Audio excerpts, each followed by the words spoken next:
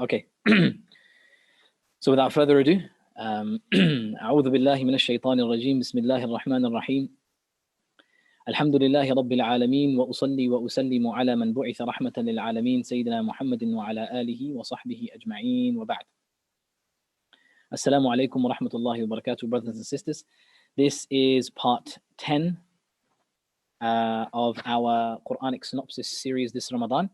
And we are going to be going through, inshallah, the 10th juz of the Qur'an, and where we are going to explore Surah Al-Anfal and a large portion of Surah Tawbah, inshallah ta'ala. So yesterday we stopped off at Surah Al-Anfal. We touched on what the surah name means, but we didn't actually go into any of the topic matter of the surah. So inshallah, what we'll do is we'll start at the beginning of Surah Al-Anfal today, and then we'll end at the end of the 10th juz, which is sort of 3/4 of the way through Surah At-Tawbah, inshallah ta'ala. Okay, so Anfal, we mentioned yesterday what Anfal meant, which is something that is extra, that you get extra over what you're expected to get.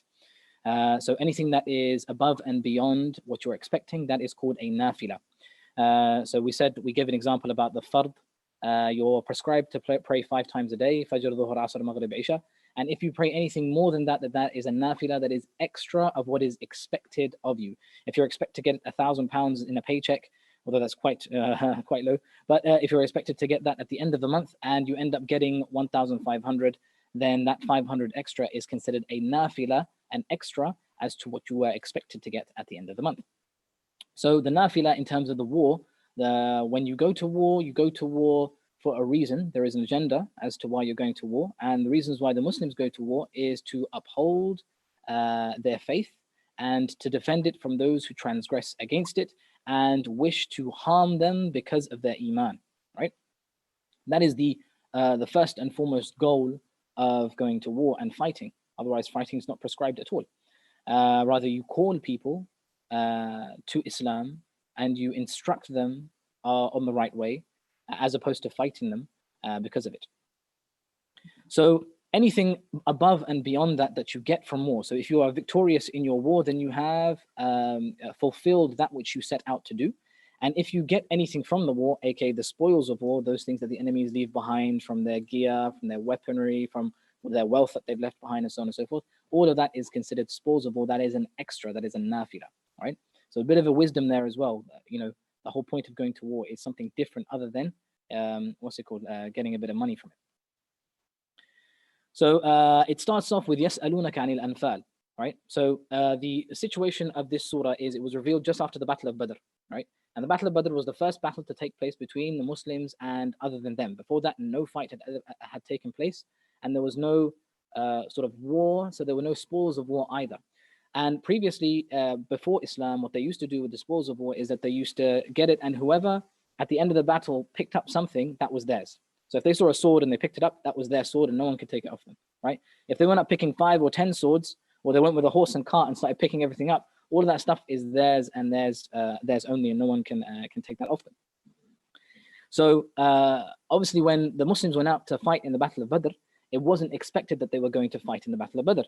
They thought that they were going after the caravan of Abu Sufyan. So they tried to get Abu Sufyan's caravan on the way up when it was going to Sham, right? So the Meccans, they had the trade routes between Damascus and cities within modern day Syria and Lebanon, and to Mecca. So they had trade routes going up and down, رحلة الشتاء والصيف, right? So all throughout the year.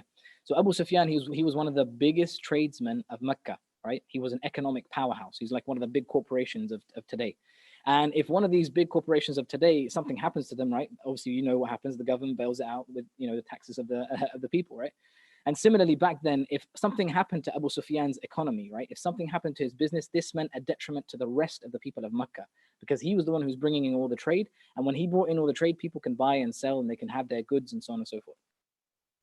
So when they tried to attack the caravan of Abu Sufyan going up north, they weren't successful, so they were awaiting him to come back. Now, Abu Sufyan was a smart guy, so he let the people of Mecca know when he was about to be attacked going up north that, look, Muhammad is out to get us, and he's attacking our caravans. And if he attacks this caravan, this is going to be a detriment to you guys. So come to my aid when I come back on my way back, because it's most likely that he's going to try and attack me then.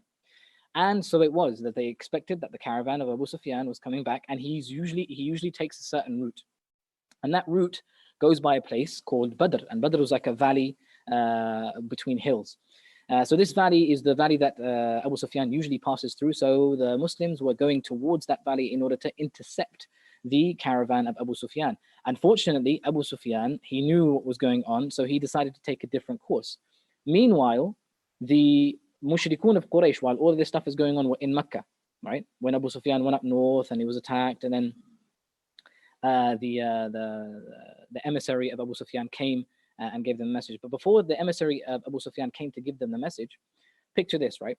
The heads of the Mushrikun, they're all in one place, they're all gathered together, they're sitting down, and they're discussing in a place called Dar al-Nadwa, which is like the parliamentary House of Commons, if you like, or Congress for those in America, for the Mushrikun of that time. And they would sit there and they would discuss and the tactics and what to do going forwards and so on and so forth. So they were sitting there and they were discussing whether the hijrah of Muhammad sallallahu alaihi wasallam was a good thing for them or a bad thing for them. So some of them were saying that, we need to go to Medina, we need to attack Medina head on, and we need to get Muhammad from where he's gone to, sallallahu alaihi wasallam.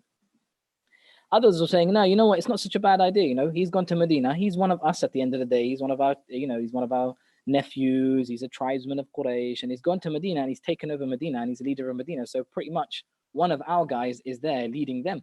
So that's cool. That's like we are, slowly sort of expanding our empire, if you like. And obviously the biggest deal for the Quraysh back then was tribalism, right? Their tribe was everything. So if you were a member of a tribe and you were successful, your success meant the success of the tribe. So the Prophet ﷺ being in Medina and his success in Medina meant that it was the success of the mushriks. So some of them, thought. So this was a conversation that was ensuing at the time when all of this stuff was going on. Then the emissary of Abu Sufyan came in, and basically they just what they were saying, that Abu Sufyan's caravan has been attacked and so on and so forth, and this happened as that happened. The people's argument of whether it was a good thing that Muhammad sallallahu alaihi wasallam was in Medina and he was, living at large there, that ended up everyone forgot that now. Everyone's like, oh my God, what were we thinking? Let's go. So they mustered the army together and they got over 1,000 people, 1,300, 1,200, different sort of narrations in the books of history. But it was over 1,000 people that they got together, they mustered together. And they went towards Badr because that was the place where Abu Sufyan also, they knew that he would come through. So they went towards that place. So here we have the Muslims coming from Medina, going towards Badr. They're looking for the caravan. We have the Mushrikun from Mecca coming towards Badr, and they are looking to defend the caravan. So everything is about this caravan. Where is this caravan? This caravan is on the coast, right, of the Red Sea, I think it is. And they're traveling through on the coast, way hundreds of kilometers away from the valley of Badr. Now the Prophet ﷺ, he recognizes this, right, and he realizes what's going on, and he has a choice to make as to whether to go back on his heels and look for the caravan of Abu Sufyan as they intended, or continue and meet the Mushrikun of Quraysh head on. And so he decides to choose to meet the Mushrikun head on, right? He doesn't do this on his own. He takes the counsel of the companions around him. So he sits down with the Ansar, he sits down with the Muhajirun. The Muhajirun, those who migrated from Mecca to Medina, obviously they've had their houses repossessed and their wealth stolen, and they've been kicked out of their homes. So they were straight away, we're going after Quraysh. Let's take that army down. We're ready, right? They were like, had the hamasa in them. The Prophet ﷺ was looking for the Ansar though, because the Ansar were people who had accepted the Muslims in their migration, had protected them and allowed them a place to stay. And they were the ones who were going to, receive the harshest rebuttal from the Mushrikun of Mecca, because they were the ones who were protecting the Prophet ﷺ. And it was going to be Medina that was going to be attacked, and not Mecca. So he wanted to see their opinion, and they were like, you know what? We are not going to say, as Bani Israel said before to Musa alayhi salam, that فَاذْهَبْ أَنْتَ وَرَبُّكَ فَقَاتِلَا إِنَّا هَا هُنَا قَاعِدُونَ. You and your Lord go and fight. We are here, staying here behind you. And we took this when in Surah Al-Baqarah. Anyway, so they said that we're not going to say as they said, rather we are going to go forth with you in battle. Wherever you go, we go, inshallah ta'ala. So the battle ensues, and then the Muslims end up winning, and then there's a spoils of war. So they asked the Prophet sallallahu alaihi wasallam, let's get back to it now, mashallah. They asked the Prophet sallallahu alaihi wasallam regarding the spoils of war. يَسْأَلُونَكَ عَنِ الْأَنْفَالِ. But the Prophet ﷺ, he doesn't reply and he doesn't respond to their question. قُلِ الْأَنْفَالُ لِلَّهِ وَالرَّسُولِ. The Anfal, the spoils of war, are for Allah and His Messenger.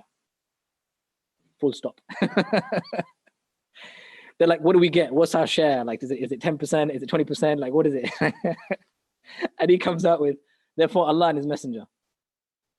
فَاتَّقُوا اللَّهَ وَأَصْلِحُوا ذَاتَ بَيْنِكُمْ. Right? Fear Allah, be mindful of Allah, and أَصْلِحُوا ذَاتَ بَيْنِكُمْ, reconcile the differences that are between you, because there were fights breaking out in Medina. Right? When they got back to Medina, there was fights started to break out. The people who were in the battlefield, they were hard done by, because some of them were fighting and some of them weren't fighting. Some of them had weapons and some of them didn't have weapons, right? Because they were going after the caravan, so they weren't fully prepared. So some of them had some armor on, some of them had camels, and some of them didn't have anything. Some had like a kitchen knife or something like that, right? That they brought with them, or a scythe that they used to cut corn with, or wheat in their fields. So none of them were prepared. So the people who had like camels and stuff, they seemed to have gotten more. The people who didn't have anything with them, they wanted more, because they felt like, look, I wasn't prepared and you were prepared. If I was prepared like you, maybe I would have gotten more, so I deserve more. The people who were left behind in Medina, they complained and said that, you know what, if we had known that you guys were going to war, we would have gone with you. But you said you were going to get a caravan. But that's a totally different thing. So war, there's spoils of war. Caravan, not so much. You come back and you spread it out with everybody equally. It's all good. We know what happens with that. But the spoils of war, this is like, we wanted to be a part of this, man. We wanted to have the honor of being in the battle of Badr, but no, we were hard done by, because we didn't know. So that was their complaint. So there was this fighting going on. Oh, we should get some. We should get some. We should get some. So the Prophet ﷺ, he comes and he sees all this stuff going on, right? And so they come to the Prophet ﷺ, like, Ya Rasulullah, this guy's saying this and this guy's saying that, and how much do I get? And don't I get anything? And I wanted to go with you, but I couldn't. And all this stuff was going on. And the Prophet ﷺ was like, guys, whatever the spoils of war that you think you've got, therefore Allah and His Messenger. فَأَصْلِحُوا ذَاتَ بَيْنِكُمْ. Now sort yourselves out. Subhanallah. وَأَطِيعُوا اللَّهَ وَرَسُولَهُ. And obey Allah and His Messenger. What is this? إِن كُنتُم مُؤْمِنِينَ. If you truly are believers. Then he goes on to describe what the characteristics of the believers are. إِنَّمَا الْمُؤْمِنُونَ الَّذِينَ إِذَا ذُكِرَ اللَّهُ وَجِلَتْ قُلُوبُهُم. Those believers, the true believers, are the ones who, when Allah subhanahu wa ta'ala is mentioned, when they are reminded of Allah subhanahu wa ta'ala, when they remember Him, وَجِلَتْ قُلُوبُهُم, their hearts shake. وَإِذَا تُلِيَتْ عَلَيْهِمْ آيَاتُهُ زَادَتْهُمْ إِيمَانًا. And if the verses of Allah subhanahu wa ta'ala are recited on them, they increase in their iman. وَعَلَىٰ رَبِّهِمْ يَتَوَكَّلُونَ. And they only rely on Allah subhanahu wa ta'ala. Right? They don't care about the provisions of the dunya. It's just Allah that they want. الَّذِينَ يُقِيمُونَ الصَّلَاةَ وَمِمَّا رَزَقْنَاهُمْ يُنْفِقُونَ. Like, this is a reminder. Look, salah, zakah, these are the most important things. This is what makes you guys believers, not winning a battle and spoils of war and all that sort of stuff. Ajib, subhanallah. أُولَٰئِكَ هُمُ الْمُؤْمِنُونَ حَقًّا. Those are the ones who truly believe. Subhanallah. لَهُمْ دَرَجَاتٌ عِنْدَ رَبِّهِمْ وَمَغْفِرَةٌ وَرِزْقٌ كَرِيمٌ. They are the ones who have a high status with Allah subhanahu wa ta'ala. Not the one who has a sword or a shield or who has won something of his enemy. Not the one who has been victorious in battle. Right? But the one who has these characteristics in him. So that's how it opens. And we don't hear about how the spoils of war are actually spread out until we get to the verse 41.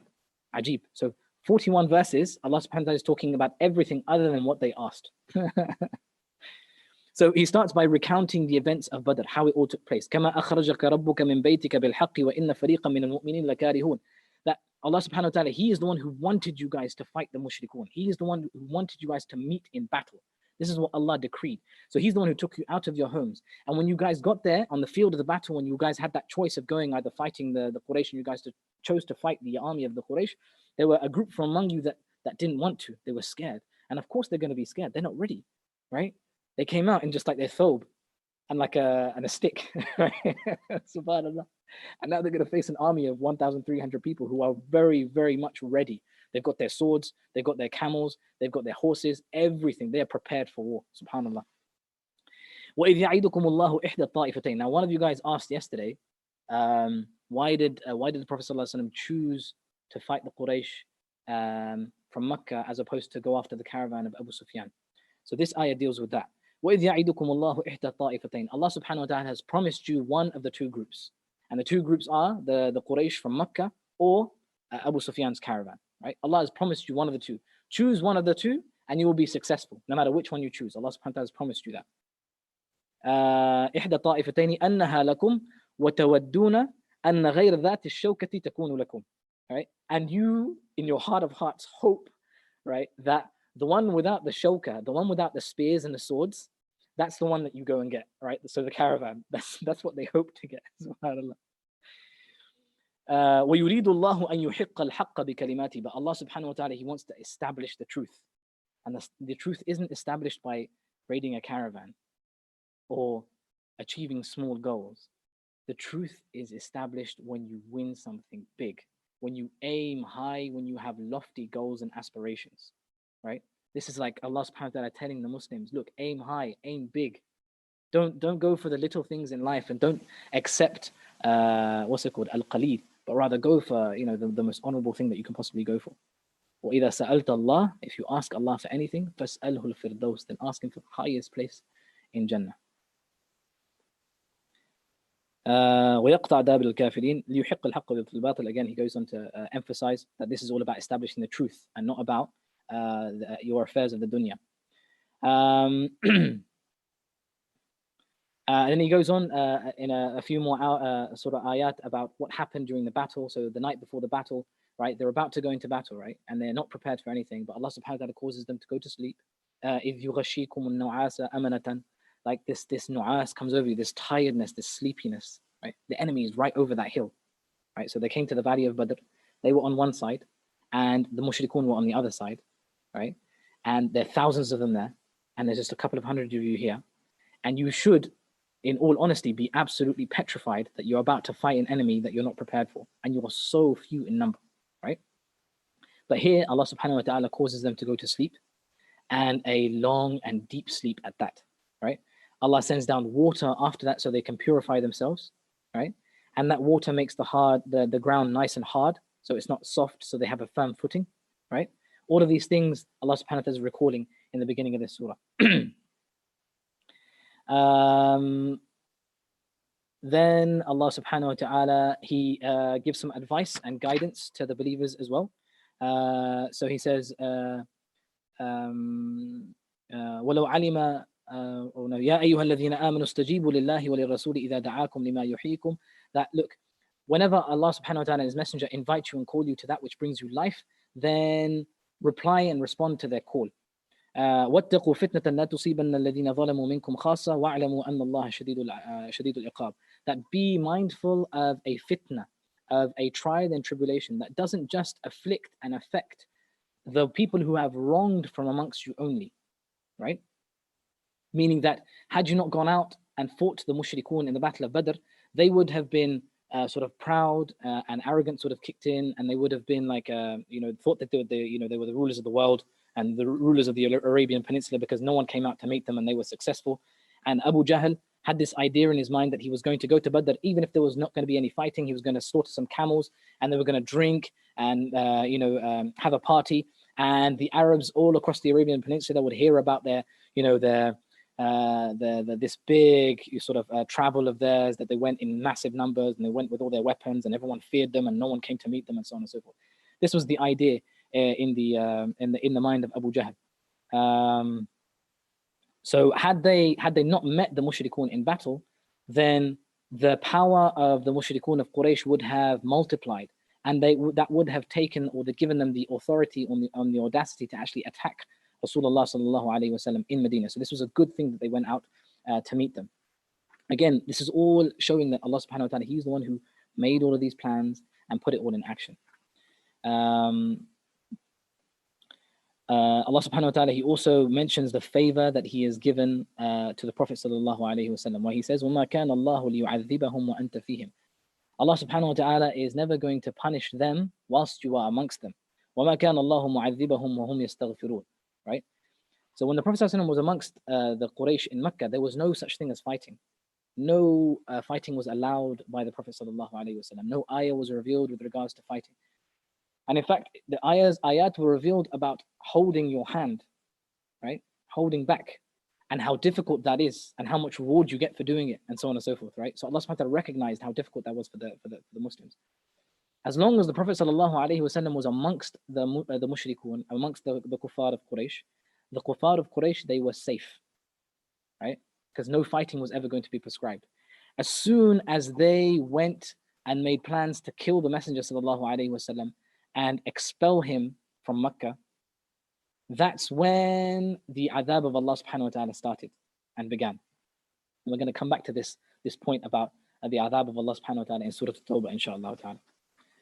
So, مَا كَانَ اللَّهُ لِيُعَذِّبَهُمْ وَأَنْتَ فِيهِمْ. Allah will never punish them as long as you are amongst them. وَمَا كَانَ اللَّهُ مُعَذِّبَهُمْ وَهُمْ يَسْتَغْفِرُونَ. And Allah subhanahu wa ta'ala will never punish them as long as they repent. And the Sahaba ridwanullahi alayhim, when the Prophet sallallahu alaihi wasallam passed away, they said that we had two securities from Allah subhanahu wa ta'ala.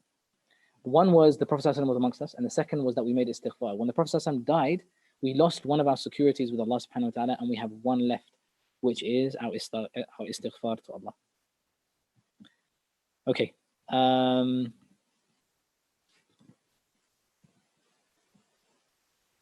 Allah subhanahu wa ta'ala reminds the believers of why they went out to fight in the Battle of Badr in verse 34 to 40, so the entire page of 181. وَمَا لَهُمْ أَلَّا يُعَذِّبَهُمُ اللَّهُ وَهُمْ يَصُدُّونَ عَنِ الْمَسْجِدِ الْحَرَامِ. So they stopped you from coming into the Masjid al-Haram. وَمَا كَانُوا أَوْلِيَاءَ وَمَا كَانَ صَلَاتُهُمْ عِنْدَ الْبَيْتِ إِلَّا مُكَاءً وَتَصْدِيًا. And their prayers in the house of Allah subhanahu wa ta'ala was nothing but shouting and clapping. So what they used to do when the Prophet sallallahu alaihi wasallam used to come to Mecca, come to the Masjid al-Haram, and he wanted to pray his salah, and when the Muslims did that, the kuffar of Quraysh, they would see them do that, so they would come and they'll start going, and they're clapping their hands and start making all this noise around them. And they would say that this is us praying to our gods, right? So don't try, you're praying to your gods, we're praying to our gods, what do you want? But really what they wanted to do was just distract them and cause them, pain and anxiety, so they can't pray to Allah subhanahu wa ta'ala in the way that they want to, and so on and so forth. They spent loads of money to stop them, right? إِنَّ الَّذِينَ كَفَرُوا يُنْفِقُونَ أَمْوَالَهُمْ لِيَصُدُّوا عَنْ سَبِيلِ اللَّهِ. They spend their money, they hard-earned money on nothing but to stop you from going in the path of Allah subhanahu wa ta'ala.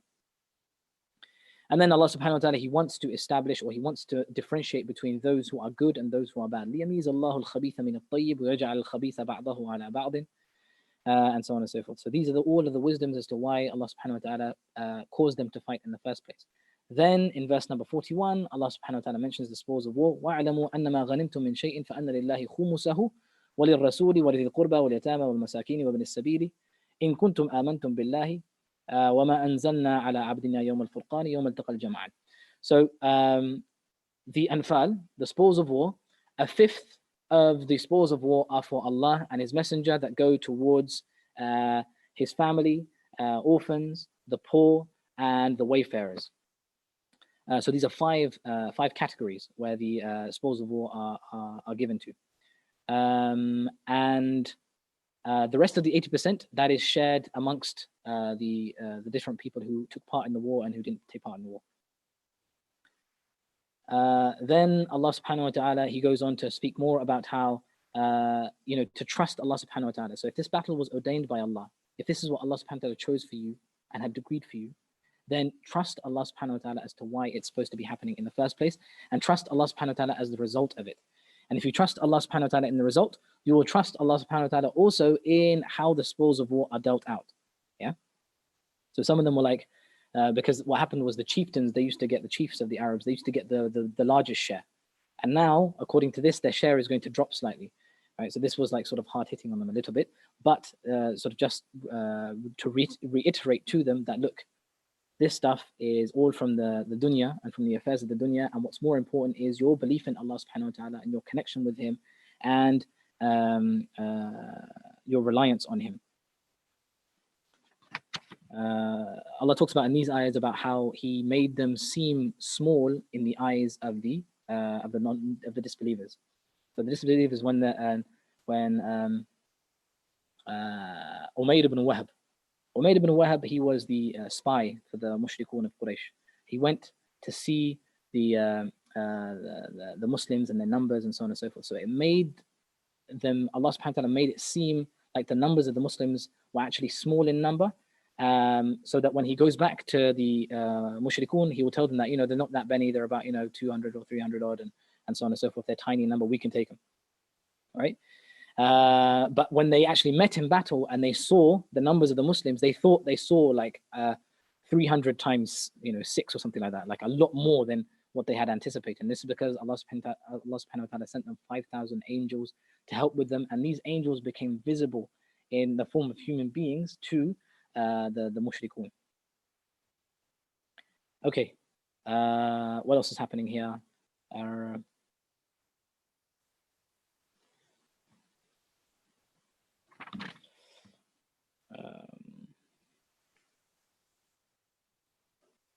Okay, in verse number 55, إن شر الدواب عند الله الذين كفروا فهم لا يؤمنون الذين عاهدت منهم ثم ينقضون عهدهم في كل مرة وهم لا يتقون فإما تثقفنهم في الحرب فشرد بهم من خلفهم لعلهم يذكرون وإما تخافن من قوم خيانة فانبذ إليهم على سواء. So Allah subhanahu wa ta'ala here is talking about upholding your treaties with certain peoples. So from 55 to 59, it's talking about upholding the treaties. So they had agreements with certain tribes that they wouldn't fight them. And as long as that treaty is upheld, then the Muslims shouldn't fight them. But if that treaty is broken, فَانْبِذْ إِلَيْهِمْ عَلَى سَوَاءٍ, then go and attack them as they have attacked you. And this is going to be significant when we get onto Surah At-Tawbah, inshallah ta'ala. Verse number 60 to 63, it's about being prepared for the worst, but also accepting or being prepared that whenever peace comes, then we accept that peace. So وَأَعِدُّوا لَهُمْ مَا اسْتَطَعْتُم مِّن قُوَّةٍ وَمِن رِّبَاطِ الْخَيْلِ تُرْهِبُونَ بِهِ عَدُوَّ اللَّهِ وَعَدُوَّكُمْ. So be prepared, make preparations as much as you can in terms of strength in numbers and in arms and in terms of horses and camels and so on and so forth. So all the necessary things that you need with regards to war, make sure that you have that in your arsenal and prepared just in case. Not just in case that you use it, just in case your enemy thinks that you are weak, so he has the audacity to come and attack you. So ترهبون به عدو الله وعدوكم وآخرين من دونهم لا تعلمونهم الله يعلمهم وما تنفقوا من شيء في سبيل الله يوفى إليكم وأنتم لا تظلمون. So this whole thing about having these things prepared is to stop people from attacking you, not necessarily to use them. وإن جنحوا للسلم فاجنح لها وتوكل على الله. But if they decide to go on the path of peace, then take that. Absolutely. Verse number 61, right? فاجنح لها وتوكل على الله, and rely on Allah subhanahu wa ta'ala. He knows what's going to happen. وهو السميع العليم. Then Allah subhanahu wa ta'ala has a little bit of a section here about how the hearts of the believers are joined. وَأَلَّفَ بَيْنَ قُلُوبِهِمْ لَوْ أَنفَقْتَ مَا فِي الْأَرْضِ جَمِيعًا مَا أَلَّفْتَ بَيْنَ قُلُوبِهِمْ وَلَكِنَّ اللَّهَ أَلَّفَ بَيْنَهُم. That Allah subhanahu wa ta'ala, He joined the hearts of the believers together, right? And there is nothing that any human being could do, anybody could spend, any money that the Prophet ﷺ could have given to these people that would have joined their hearts together. It was Iman that made this brave 300 stand in the face of tyranny from the Meccans in their thousands. That was all that it took. You could have given them a wage. No amount of money would have been enough for them to go to what was certainly like the jaws of death waiting for them. Subhanallah. But it was that Iman, and that Allah subhanahu wa ta'ala is reminding the Prophet sallallahu alaihi wasallam and reminding the believers that the Iman is the most important thing that they have. Then Allah subhanahu wa ta'ala, He talks about the prisoners of war. So from 67 to 71, also that was another new phenomena that we hadn't encountered before, which was prisoners of war. No one had taken a prisoner of war before. And so verses were revealed with regards to rules and regulations with them. And the surah ends وَالَّذِينَ آمَنُوا مِن بَعْدُ وَهَاجَرُوا وَجَاهَدُوا مَعَكُمْ فَأُولَٰئِكَ مِنكُمْ وَأُولُو الْأَرْحَامِ بَعْضُكُمْ أَوْلَى بِبَعْضٍ فِي كِتَابِ اللَّهِ إِنَّ اللَّهَ بِكُلِّ شَيْءٍ عَلِيمٌ. So it ends with like some verses reminding the Muslims that they are awliya one to another. They are helpers and guardians one to another. If you do not come to the aid of the believers, no one will come to the aid of the believers, because the disbelievers, they are not in your aid in any way, shape or form. And it ends with the fact that something to do with mirath, something to do with inheritance, right? Which is a bit of a strange way to end, but it's pertinent. Why? Because when the Prophet ﷺ first entered into Medina, he did three things. The first was he did something called mu'akha. So he enjoined the muhajirun, the migrants, with the ansar, with the helpers of Medina, who were the people residing in Medina. He made them brothers. right? So they lived together and they inherited one another and they supported one another in terms like monetarily. Yeah. So the Muhajirun had come over and they didn't have any business. They left all their wealth over there and so on and so forth. So they didn't have anything with them and they needed all the support and help they could get. So the Prophet ﷺ did that. He did mu'akhat. The second thing he did was he built the masjid, right? The masjid of Rasulullah sallallahu alaihi wasallam. And the masjid of the Prophet sallallahu alaihi wasallam was the center, the epicenter of everything, right? It was your town center. It was your community center. It was your prayer hall.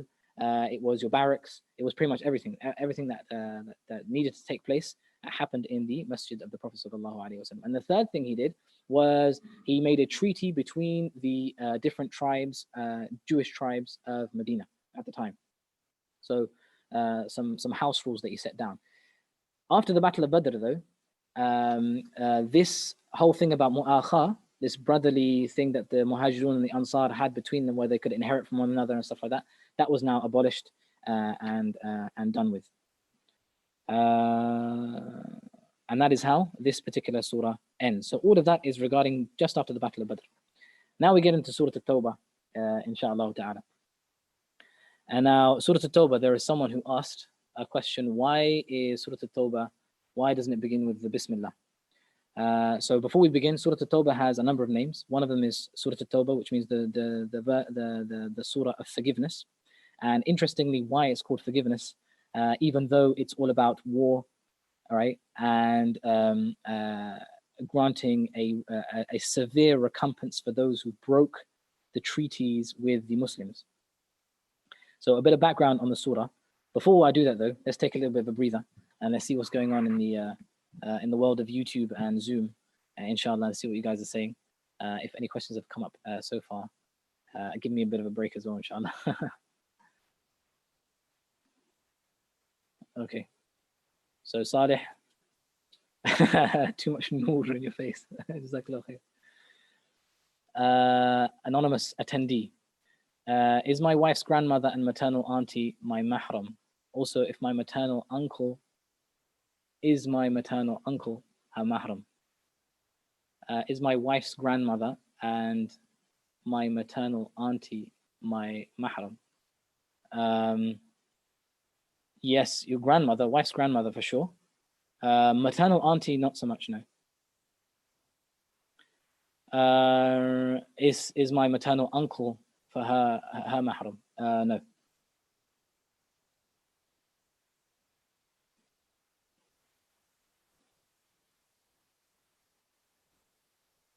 Okay, assalamu alaikum. If you hear the Prophet's name when reciting Qur'an, should you stop and say sallallahu alayhi wasallam, or does the recitation take precedence? Shukran habibi. Jazakallah khair. So when you're reciting Qur'an, you recite Qur'an, let's say someone's mentioned the Prophet sallallahu alayhi wasallam, you can save that until afterwards, inshallah ta'ala, no problem. Or you can pause your recitation at the end of the ayah, so not between the ayah. So let's say you're reciting an ayah and you're going in between the ayah, someone says the name of the Prophet sallallahu alayhi wasallam, so you stop in the middle of the ayah, sallallahu alayhi wasallam, and you go back to it. Don't do that. Wait until the end of the ayah, take a pause, say sallallahu alayhi wasallam if you want to, and then a'udhu billahi minash shaitanir rajim, and restart your recitation.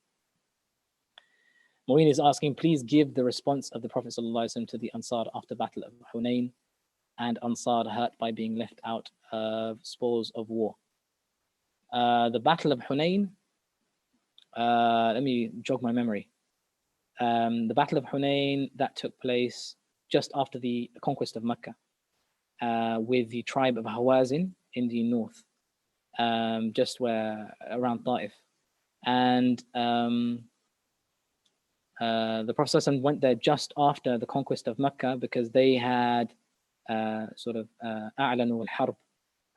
They called for war against the Muslims, and they brought all the neighboring tribes together to fight the Muslims. So the Prophet ﷺ had a 10,000 man army, or 12,000 man army, 10,000 from the people who had gone to conquer Mecca, and then an extra 2,000 who had entered into Islam from the Muslims of Mecca.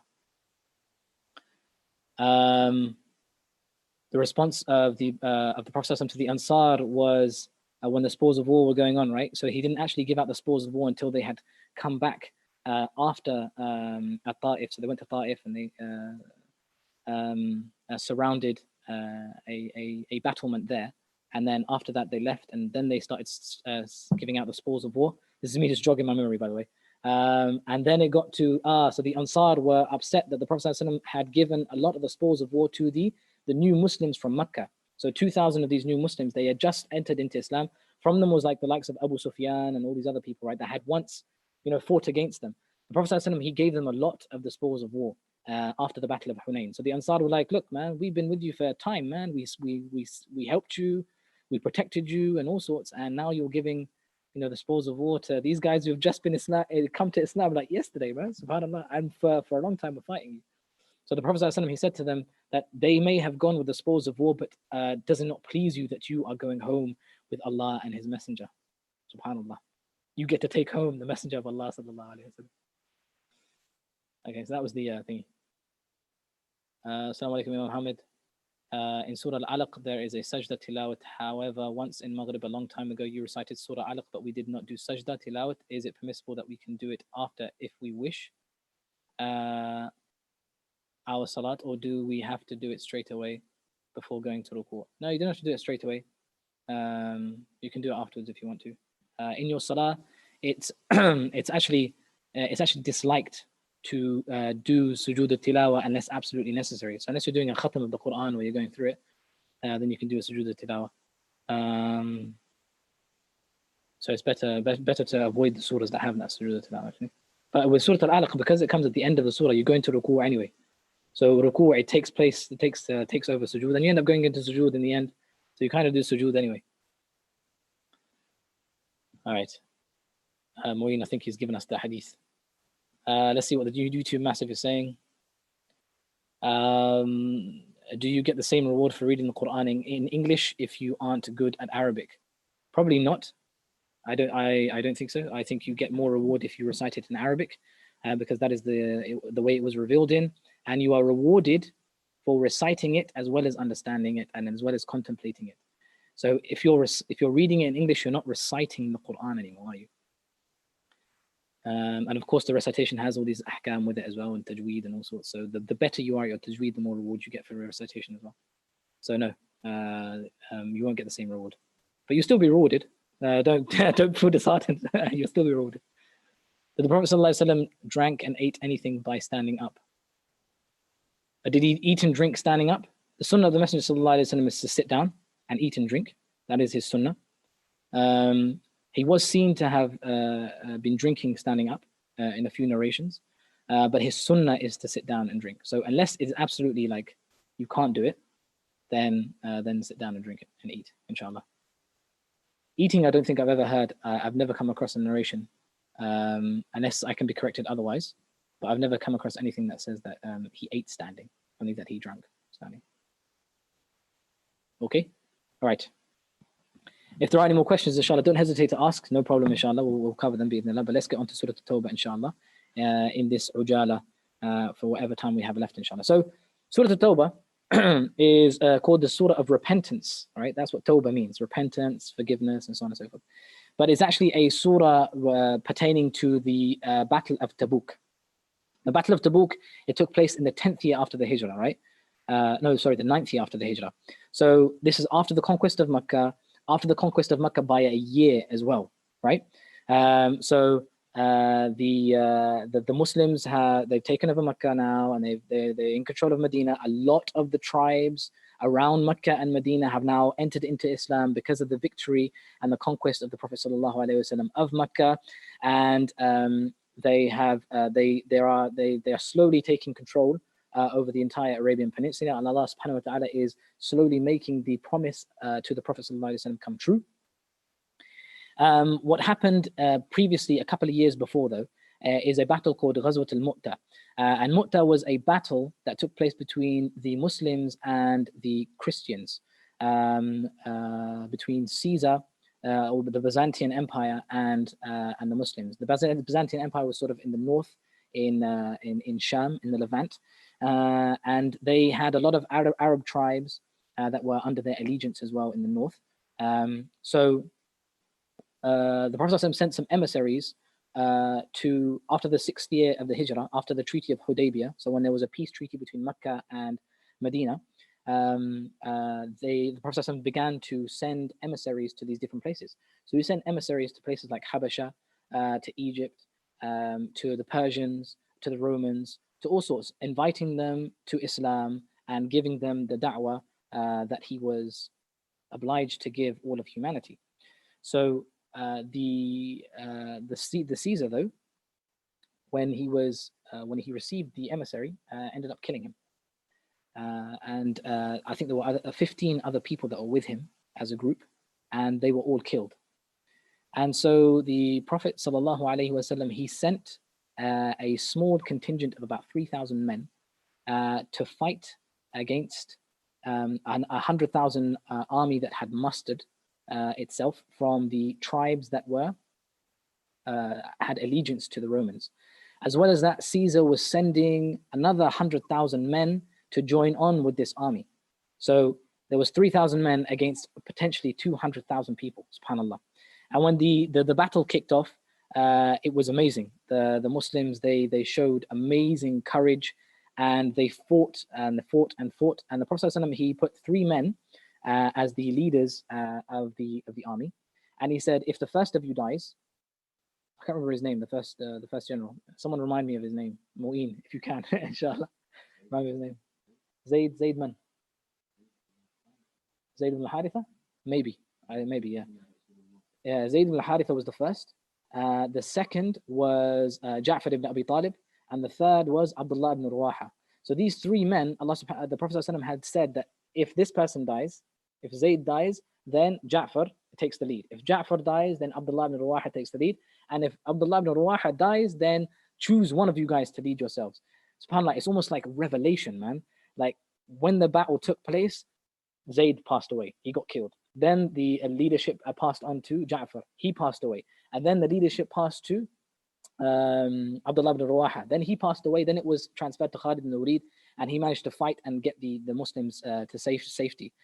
The battle ended up being a winning battle for the Muslims, and this was an amazing defeat, right, for the Christians who or for the Romans, who thought they could outpower with their numbers this small babble of Arabs who had come, who yesterday were under the sort of the allegiance of the Romans, right? And it's like these poor Arab Bedouin people who ride on the backs of camels and fight one another for petty gains and live off the crumbs that fall off the table of the Roman Empire. These guys now are coming up to us and attacking us. This can't be real. So Ghazwat Tabuk was like a rebuttal of what happened in the 6th year of the Hijrah. So the Romans, they lost that battle, and they wanted to answer back.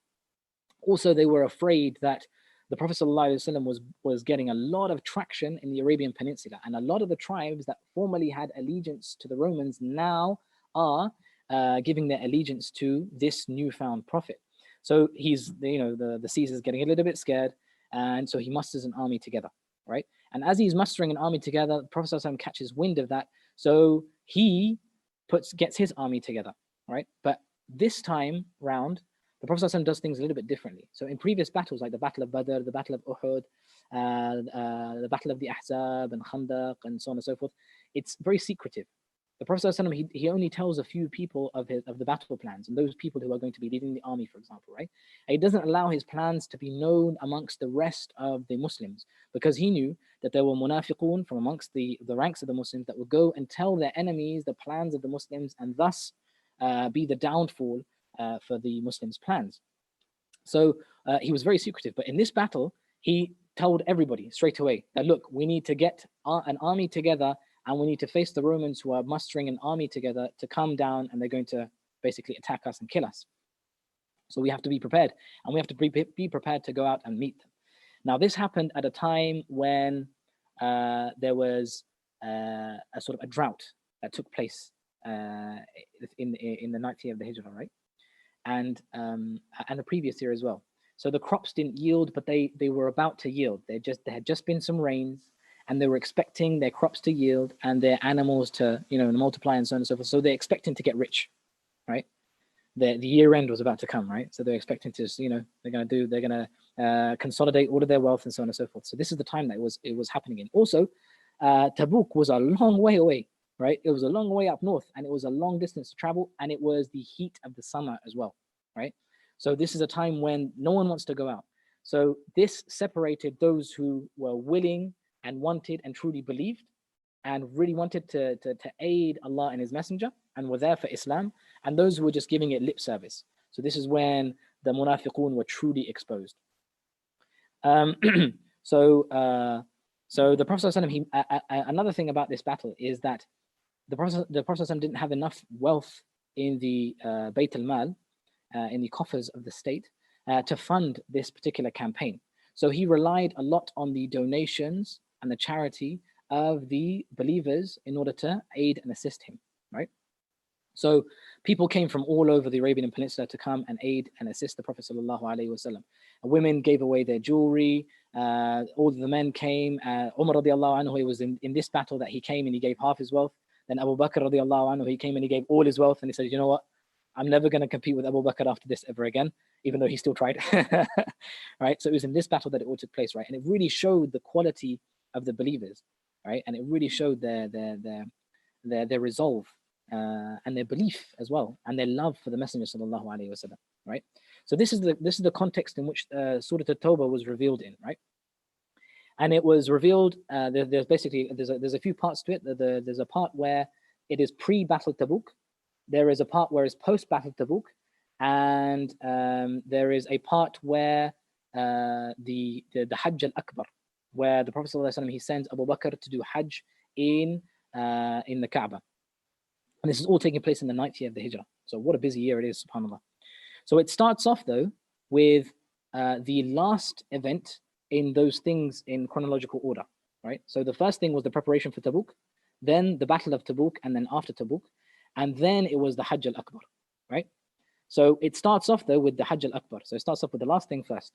So it starts off with Bara'atum min Allahi wa rasulihi ila alladhina ahadtum min al-mushrikeen. Now notice that this surah doesn't begin with Bismillah. And this is what a couple of you guys were asking. The reason why it doesn't start with Bismillah ar-Rahman ar-Rahim is, one, because Uthman radiallahu anhu, he considered Anfal and Tawbah to be one and the same thing, right? So they were talking about treaties and honoring your treaties, as we saw before. And in this surah, it's talking about the naqd of the ahd, those people who don't uphold their treaties with the Muslims. So the Muslims, they hold their end of the bargain, but the disbelievers, they do not hold their end of the bargain. So for these people, there is no treaty, there is no agreement with them, there is just war, right? So if you want to break your agreements with us, then we will go to war with you. So that's one reason there's no Bismillah. The second reason is because this opening is Bara'atum min Allahi wa Rasuli. Allah subhanahu wa ta'ala is free from those who you had previously had agreements with from the mushrikun. And there is no mercy in Allah subhanahu wa ta'ala declaring war. The Messenger sallallahu alayhi wa sallam going to war, saying that, look, the treaty between me and you is over, right? You have broken the pact that you had agreed to between us, right? So for that, we are going to war together, right? So there's no rahmah. Where's the Bismillah ar-Rahman ar-Rahim in that, right? So that's another reason why this surah doesn't start with the Basmala, and this is like really, really severe. One thing I want to mention though, right, is that a lot of ayat are going to be talking about warfare and stuff.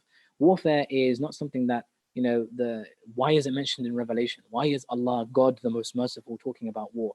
War is something that has been happening for generation after generation after generation, way before the Messenger sallallahu alaihi wasallam, right? And if you don't fight for a good cause, you're going to fight in oppression, right? And if you don't fight to defend yourself, then you are going to be overcome by that oppression, right?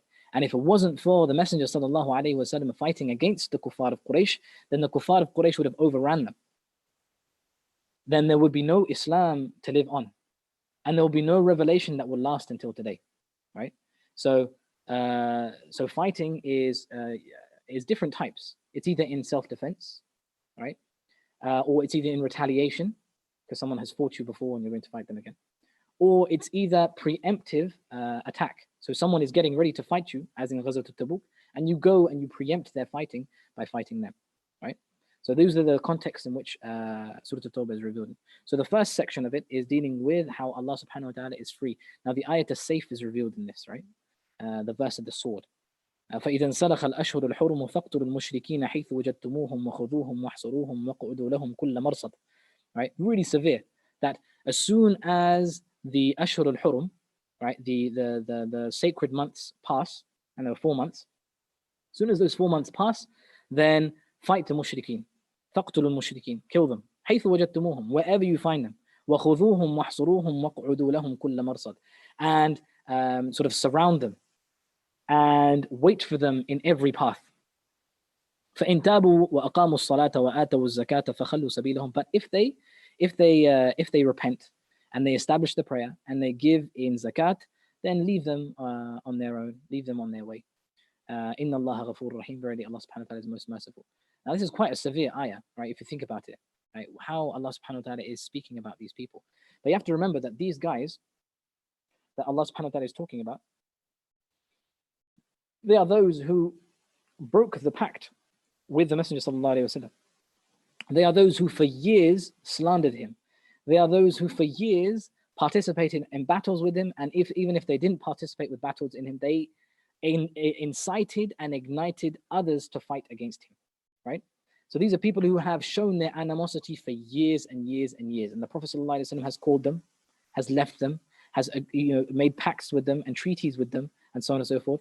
Time after time, there's been this level of forgiveness for them, but they have shown that sort of like that easygoing nature of the Messenger sallallahu alaihi wasallam with violence. So this is coming off the back of 10 years, and on top of that, 13 years in Mecca of being persecuted by the mushrikun. وإن أحد من المشركين استجارك فأجره حتى يسمع كلام الله ثم أبلغه مأمنة. And if one of the mushrikun was to seek protection from you, right, or protection with you, استجارك فأجره, so protect him حتى يسمع كلام الله, so that he can listen to the words of Allah subhanahu wa ta'ala being recited, being read, being spoken from amongst you guys. ثم أبلغه مأمنة, and then go off and drop him at a place of safety. ذلك بأنهم قوم لا يعلمون, because they are people who do not know. This is regarding those who don't necessarily have a pact with you or do have a pact with you, and they are still from the mushrikun. So it's not like the ayah of the sword was revealed and every single pact that the Muslims had with anybody was now null and void and they were going to kill everybody on the face of the earth. No, that wasn't the case. So context is very, very important. Okay.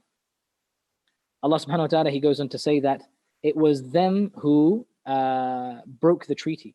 And if they hadn't broke the treaty, then everything would be as it was before.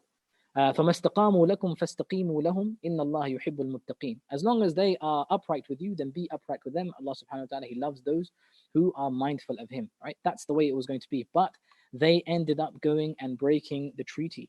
So Allah subhanahu wa ta'ala says, وَإِن نَكَثُوا أَيْمَانَهُم مِّن بَعْدِ عَهْدِهِمْ وَطَعَنُوا فِي دِينِكُمْ فَقَاتِلُوا أَئِمَّةَ الْكُفْرِ. So if they go and break their treaties and so on and so forth, and they go and stab وَطَعَنُوا فِي دِينِكُمْ, right? And stab your religion, meaning that they wish harm for it. They wish harm for those who ascribe to it, and so on and so forth. So if these sorts of people, if they come out, then fight their heads. Allah subhanahu wa ta'ala talks about an immense reward for the believers who go out and fight. الذين آمنوا وهاجروا وجاهدوا في سبيل الله بأموالهم وأنفسهم أعظم درجة عند الله وأولئك هم الفائزون. Those who go out in the way of Allah subhanahu wa ta'ala, they migrated. They fought, they struggled in the way of Allah subhanahu wa ta'ala, both physically and metaphysically. And they did that with their wealth and their own selves, their own persons. They have a great reward with Allah subhanahu wa ta'ala.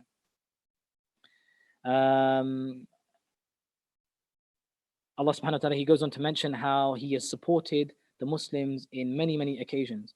لقد نصركم الله في مواطن كثيرة ويوم حنين إذ أعجبتكم كثرتكم فلم تغني عنكم شيئا. This is like a reminder that, look, Allah subhanahu wa ta'ala, he is the doer of all. He is the one who ordains all of this for you, right? And you have been in countless battles before, right? And you've been in countless situations before this where you have been on the receiving end of danger, and people have sort of threatened you with your lives. And Allah subhanahu wa ta'ala has come to your aid. And from those times was the Battle of Hunain. And the Battle of Hunain is where when the Muslims went with such a big army, إِذْ أَعْجَبَتْكُمْ كَثْرَتُكُمْ, and they were amazed about how many numbers that they had. When they got there though, they were initially beaten by Hawazin, because Hawazin, they were hiding in a valley. And when the Muslims went through this valley, they came out of nowhere and they ambushed them, and it was almost like they were going to be defeated. And there was only a handful, about 70 odd people, that stood by the Messenger sallallahu alaihi wasallam and fought forward. And it was actually Abbas radiallahu anhu, the uncle of the Prophet sallallahu alaihi wasallam, who called out the Muslims who were running away. And he had a really, really deep voice, and his voice echoed throughout the valley, and they all came running back, and they ended up defeating Hawazin. And that's why Allah subhanahu wa ta'ala, that's what he means by ثُمَّ أَنزَلَ اللَّهُ سَكِينَتَهُ عَلَى رَسُولِهِ وَعَلَى الْمُؤْمِنِينَ. That sakina is that iman returning to them, that strength and that courage returning to them. In verse number 26. Okay, so from verse number 38, Allah subhanahu wa ta'ala, he talks about the preparation for the Battle of Tabuk. I'm just checking the time as well. And I am concerned that we are running quite close to Maghrib, and we've only just got through about half of this juz, unfortunately. Okay, I have to rethink my tactics with regards to how I deliver this. Because the last thing I want to be is that, or the last thing I want to do will be in that situation is where we're constantly having to catch up every day. But there is a lot to cover with regards to this surah. And obviously there's a lot of backdrop, and there's a lot of precursors to cover also with regards to it. So inshallah, I think we'll stop here and we'll go through the rest of the surah inshallah tomorrow bi'idhnillahi ta'ala. Inshallah, Allah subhanahu wa ta'ala, may Allah subhanahu wa ta'ala grant us the ability to benefit from what has been said and recognize the truth of what He has revealed, and grant us a connection with the book of Allah subhanahu wa ta'ala, and also with the life of the Messenger sallallahu alaihi wasallam. Because we see that through this sort of brief synopsis, very, very brief, very, very surface level, we're seeing a massive connection between that and the life of the Prophet sallallahu alaihi wasallam. And if you know the seerah of the Prophet sallallahu alaihi wasallam, his biography and the events that took place in his life, you get a better appreciation of how this Qur'an was revealed and what these kind of meanings or the undertone of the ayat actually are referring to. So it may be they're talking about warfare and they're talking about things that are really, really harsh. And out of context, you think, subhanAllah, there is absolutely no mercy in this verse. You know, this is a scary verse to read, subhanAllah. But when you understand the context and we understand how it was revealed and the situation it was revealed in, you begin to appreciate, no, subhanAllah, this is really grave. And, this is perhaps spot on, subhanAllah. Okay, so we'll stop there, inshallah. We'll see what's happening in the world of Zoom and YouTube, inshallah. Okay, so AB is asking, if you listen to the Qur'an, how much reward would you get? That reward, that's up to Allah. I'm just an Imam in North Finchley Mosque, man. I don't give out any rewards, unfortunately. So if you listen to the Qur'an, obviously there's a great reward. The Prophet ﷺ said that for reciting, for every letter that you recite, you get 10 hasanat. Inshallah, with the intention, perhaps if you listen to it, you get the reward of a similar reward of that as well for listening to every letter that's being recited, inshallah. So, but that's all up to Allah, and Allah multiplies your rewards depending on your intention and your sincerity and your love for Him as well, and the reason why you're doing it. Compared to reciting it, yeah. Compared to reciting it, I don't know the comparison, unfortunately.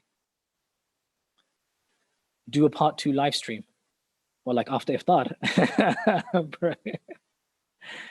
Inshallah, I'd love to, but that's a time for for other things, inshallah. And you guys also need time to to stand in prayer and make dua to Allah subhanahu wa ta'ala and recite Qur'an as well on your own, inshallah.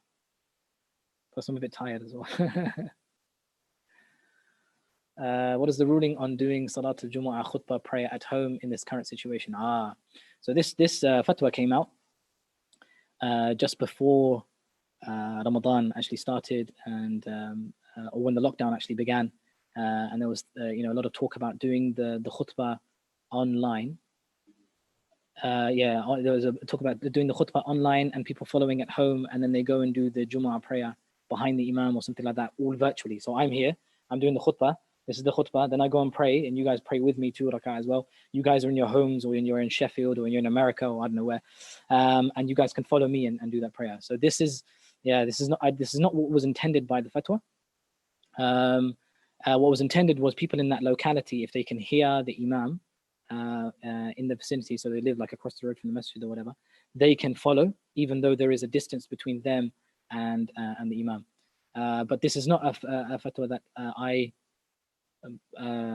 sort of, or we endorse here in Finchley, in Finchley Masjid. It's better for you to listen to a khutbah by all means, or listen to the bayan that we do here on Fridays, and then pray your dhuhr afterwards, inshallah ta'ala. Assalamu alaikum, Imam Saab. Sabi here. Wa alaikum salam, Sabi. Not sure if you can see my name. Anyway, you it's like having a little story time with me here. You said that Khalid bin Walid led the Muslims to victory. However, didn't the Muslims reach a stalemate, and Khalid bin Walid actually maneuvered the Muslims to safety? Even if that is the case, right? Bro, 3,000 people against 100,000 men, right? And obviously we know the Roman army, they're dangerous men, right? For the fact that they even got to a stalemate is a victory for the Muslims. And it was considered a victory from all of the Arabs. All of the Arabs were like, whoa, they went and faced the Romans. These people that we were like their dogs. If they told us to do something, we did it. If they told us to sit, we sat. If they told us to run, we ran, right? If they told us to go and kill ourselves, we go and kill ourselves in battle, right? But now these Muslims, they've gone and fought these guys, and they, subhanAllah, they've come out alive, right? And the Romans themselves, they're actually like, whoa, we underestimated these guys. That's a victory. That's a moral victory in and of itself. So yes, it's not like they beat them all and they retreated and so on and so forth, but it was a moral victory for the Muslims. Zayd ibn Haritha, yeah, Jazakallah khair Mu'in, for letting me know. Zayd ibn Haritha, Ja'far ibn Abi Talib, Allah. Okay, can women who read Qur'an on their menses do sajda tilawa? No, because you have to have wudu in order to do sajda tilawa. So for persons like reading on their phone or they're reading from memory, right? So because you can recite whilst you're on your menses, you just can't touch the Qur'an. So these people, they can't do sajda tilawa, because from the conditions of sajda tilawa is that you have to have wudu. And obviously when you're on your menses, you're in a state of ritual impurity. What is 10 hasanat? Allah knows. Allah knows what 10 hasanat are. Half the mosques are open and half are closed. My local masjid is still open and doing normal salah and tarawih, but should I attend? That's Saleh. You're in Tanzania, bro. I'm not sure what the situation is like in Tanzania. I'm not sure what the imams are advising there either. So I suggest, inshallah, ask someone from there, bi'idhnillah, and they will be able to help you. Is the reward of hearing and reading the Holy Qur'an the same? No, it's not. Reciting is a lot more rewardable than just listening to it. Assalamu alaikum, Imam Saab, Sabi here. Not sure if you can see my name. Oh, that's the same message. Okay, Jazakallah khair. So there's a lot of words of praise, mashallah, for what we're doing here. This does go a long way, alhamdulillah. We do feel very much encouraged by your kind words and especially your du'as, mashallah. And it helps us to and it spurs us and motivates us to do more, inshallah. So I hope that Allah subhanahu wa ta'ala can allow us and give us the opportunity to do that, bi'idhnillah, and allow us to impart that with you guys, inshallah, and we can share in this journey together. And subhanAllah, with this, the 10th juz marks the 3rd of Ramadan having been completed. And subhanAllah, what a journey it's been so far. I know like time goes quick and it's like, subhanAllah, it's so close to ending and all that, but it has been a really good journey so far, inshallah, that can continue throughout the rest of Ramadan, bi'idhnillah ta'ala. So without further ado, inshallah, we will stop there. We will end with a short dua. أعوذ بالله من الشيطان الرجيم. بسم الله الرحمن الرحيم. الله لا إله إلا هو الحي القيوم لا تأخذه سنة ولا نوم له ما في السماوات وما في الأرض من ذا الذي يشفع عنده إلا بإذنه يعلم ما بين أيديهم وما خلفهم ولا يحيطون بشيء من علمه إلا بما شاء وسع كرسيه السماوات والأرض ولا يؤوده حفظهما وهو العلي العظيم. اللهم صل على سيدنا محمد الفاتح لما أغلق الخاتم لما سبق ناصر الحق بالحق والهادي إلى صراطك المستقيم وعلى آله حق قدره ومقداره العظيم. اللهم اغفر لنا ذنوبنا وإسرافنا في أمرنا وثبت أقدامنا وانصرنا على القوم الكافرين. ربنا آتنا في الدنيا حسنة وفي الآخرة حسنة وقنا عذاب النار. ربنا ظلمنا أنفسنا وإن لم تغفر لنا وترحمنا لنكونن من الخاسرين. ربنا فاغفر لنا ذنوبنا ربنا اللهم اغفر لنا ذنوبنا، اللهم اغفر لنا ذنوبنا، اللهم اغفر لنا ذنوبنا، اللهم اهدنا بالقرآن، اللهم اهدنا بالقرآن، اللهم اهدنا بالقرآن، اللهم اجعل القرآن ربيع قلوبنا ونور صدورنا وذهاب همنا وجلاء غمنا يا رب العالمين. اللهم اكتبنا من أهل الجنة يا رب العالمين، اللهم أدخلنا الجنة مع الأبرار، اللهم احشرنا في زمرة النبيين والصديقين والشهداء والصالحين وحسن أولئك رفيقا يا أكرم الأكرمين ويا أرحم الراحمين. وصل اللهم على سيدنا محمد وعلى آله وصحبه وسلم. سبحانك رب العزة عما يصفون وسلام على المرسلين والحمد لله رب العالمين برحمتك يا أرحم الراحمين. آمين آمين.